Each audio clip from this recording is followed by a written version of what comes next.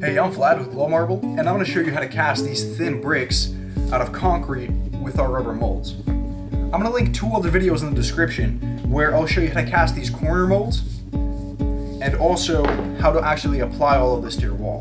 The total amount of concrete you're going to cast into one of these molds is 13 pounds. So we're going to use 2 parts sand and 1 part cement. Always add the sand into your bucket first because cement likes to stick to the sides and the corners of your bucket, which makes it a little bit of a hassle for you. Make it easier by pouring the 2 part sand first.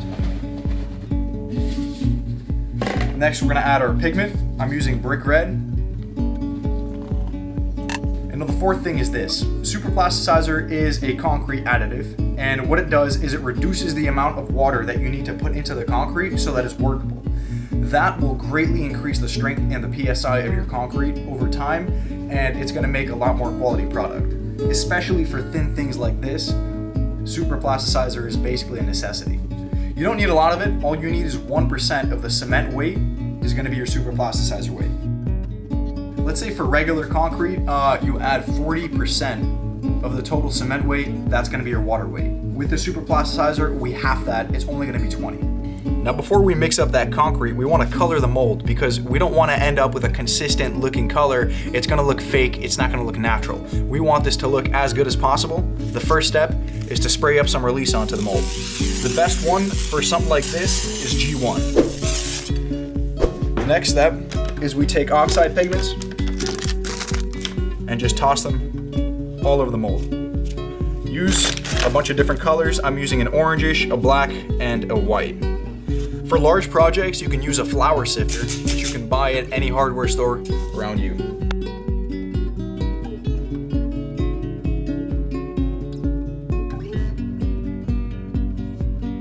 Now I'm gonna rub all this pigment in with a brush so I can do an antiquing effect later, but you could leave those colors the way they are to have different colors in different sections in each brick. Now we mix in all the dry materials before actually adding in any of the water.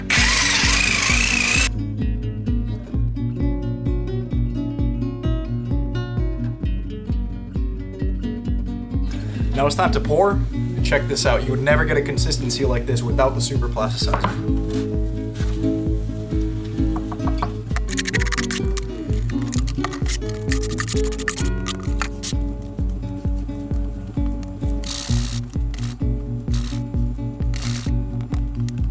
Now if you're working on a large scale project, what might happen is you're going to get bubbles on the surface. It's going to ruin the entire look of those bricks.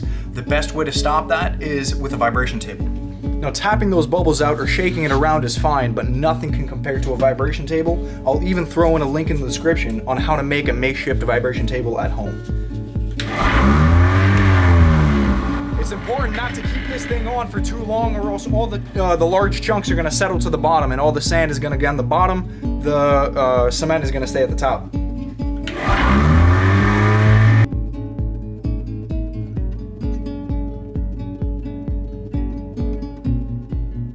The next step you gotta do is place a sheet of plastic over the concrete, and what that's gonna do is let the concrete cook. It's gonna prevent micro cracks and make it a lot stronger than it already is gonna be. So now finally cured, let's demold it and see what it looks like.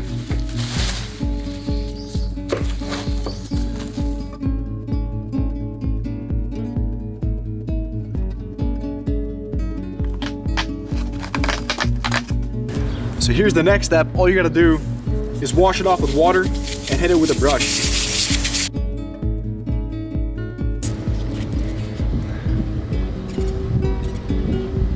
Putting a sealer is optional, but I like to do it because the colors on that wall are gonna stay there. They're gonna last for a lot longer than they would otherwise.